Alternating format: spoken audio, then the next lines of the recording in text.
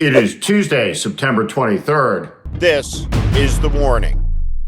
Happy Rosh Hashanah to all who celebrate. May you have a sweet new year. In America, we face a grave crisis, and that is as self-evident as anything has ever been. If you were to look at old clips from 10 years ago, when Donald Trump was laughing from his morning call-in interviews through to this moment, it would tell a sorry tale about the state of American media. There was not, in 10 years' time, a single, deep, penetrating, philosophically driven question about what it is that Donald Trump believed in and didn't believe in at the most core level, at the deepest places.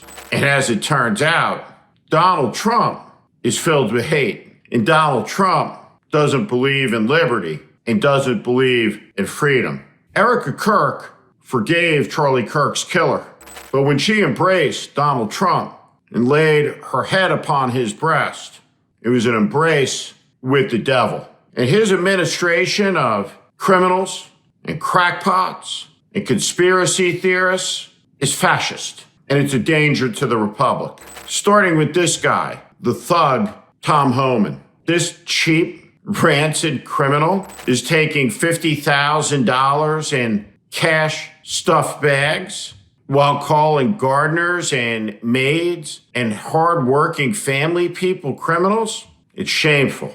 Everywhere you look in the Trump administration, there is a necrosis, a rot, a decay that is spreading faster than anybody has the ability to keep up with it. So let's play a game in honor of the coward Bob Iger, who capitulated after bowing and bending and scraping, not for the first time, but for the second time. He sold out a man of integrity, George Stephanopoulos, over nonsense, and then he pulled another good man of integrity, Jimmy Kimmel, in collusion with the government in an unconstitutional act where the government demanded that a critic be removed from the air.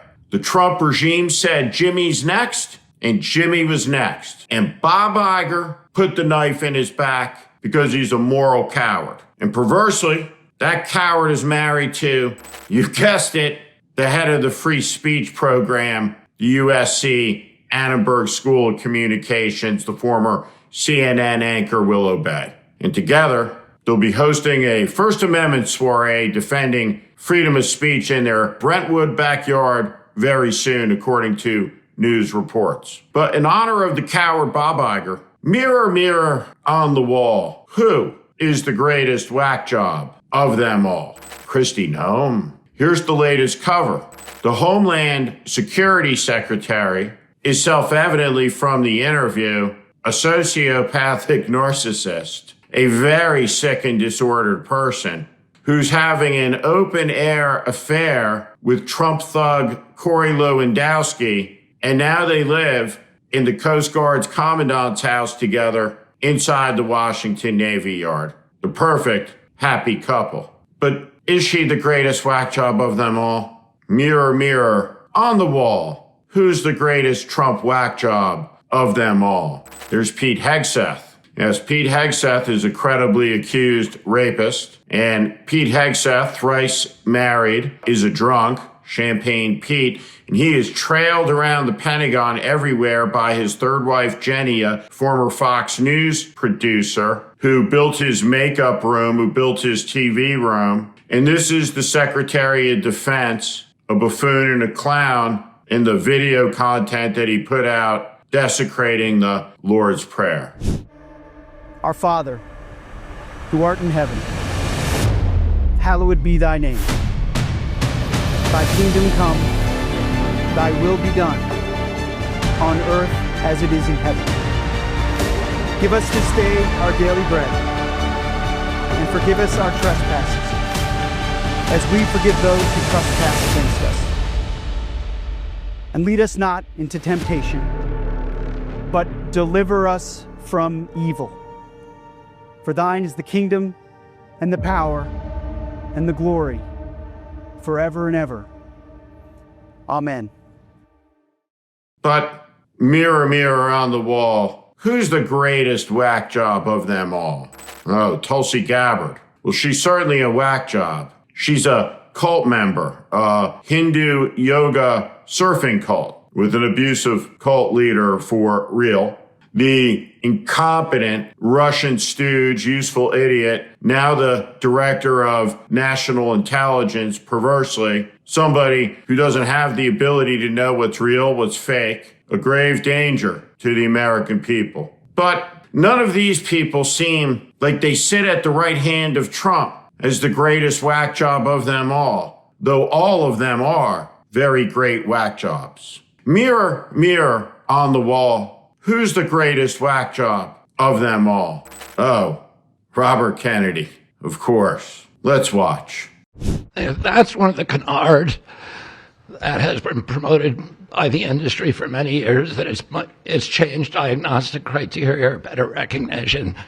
But there's been study after study done of that completely debunks that. One of them by the Mind Institute at UC Davis, University of California. But also it's just common sense, because you're only seeing this in people who are under 50 years of age.